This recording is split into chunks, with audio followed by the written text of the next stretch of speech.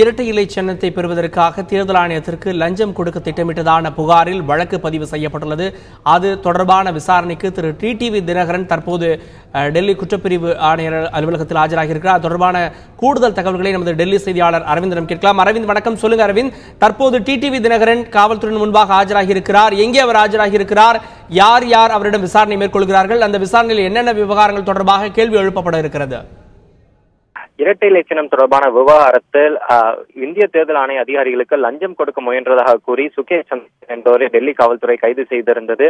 அவரிடம் நடத்தப்பட்ட விசாரணையின் அடிப்படையில் டிடிவி தினகரனையும் சம்மன் செய்திருந்தது டெல்லி காவல்துறை.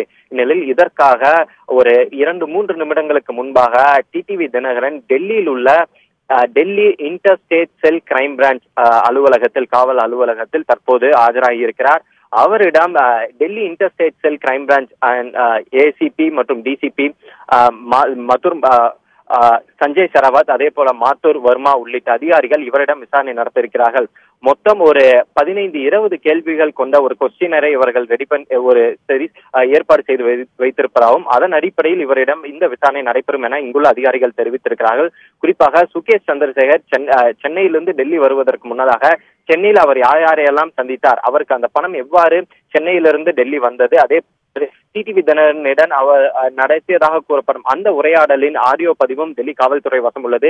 இந்நிலையில் அனைத்தையும் வைத்து இந்த ஒரு கேள்விகள் பட்டியலை டெல்லி காவல்துறை தயாரித்திருப்பதாகவும் இந்த கேள்விகளுக்கான பதிலை டிடிவி தினகரனிடமிருந்து அவர்கள் பெறுவார்கள் என எதிர்பார்க்கப்படுகிறது.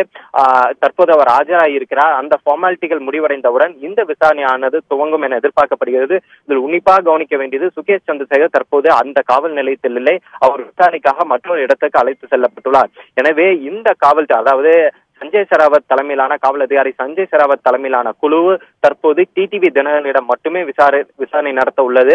அந்த விசாரணையில் சுகேஷ் சந்திரசேகர் முன்வைத்த வாதங்கள் அடிப்படையில், அவர் கூறியுள்ள வாக்குமூலத்தின் அடிப்படையில் அவரிடம் தற்போது விசாரணை நடைபெற உள்ளது.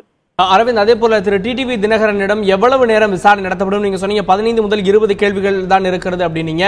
எனவே விசாரணை என்பது உடனடியாக முடிந்து விடுவதற்கு வாய்ப்பு இருக்கிறதா? நான் முன்பே கூறியது போல தற்போது இந்த ஃபார்மாலிட்டிகள் தொடங்கி நடைபெற்று வருகிறது. அதனைத் தொடர்ந்து இந்த கேள்விகளுக்கான பதிலை, எழுத்துப்பூர்வமான பதிலை டிடிவி தினகரனிடமிருந்து வாங்கப் போவதாக காவல்துறை அதிகாரிகள் நமக்கு தெரிவித்துள்ளனர். இந்த 15 முதல் 20 கேள்விகளுக்கான எழுத்துப்பூர்வமான பதிலை அவர் முன்வைப்பார். அதே போல அந்த பதிலை சரிபார்த்து சுகேஷ் சந்திரசேகர் கூறியுள்ள அந்த வாக்குமூலத்தின் அடிப்படையில் இரண்டையும் சரிபார்த்து விட்டு அவரிடம் அந்த ஓரல் இன்ட்ராகேஷன், அதாவது வாய்மொழியான அந்த விசாரணையானது துவங்கும் என இங்குள்ள அதிகாரிகள் தெரிவித்துள்ளனர். இன்று மாலை ஒரு 7-8 மணி வரை விசாரணை தொடர்ந்து நடைபெறுவதற்கான வாய்ப்புள்ளது.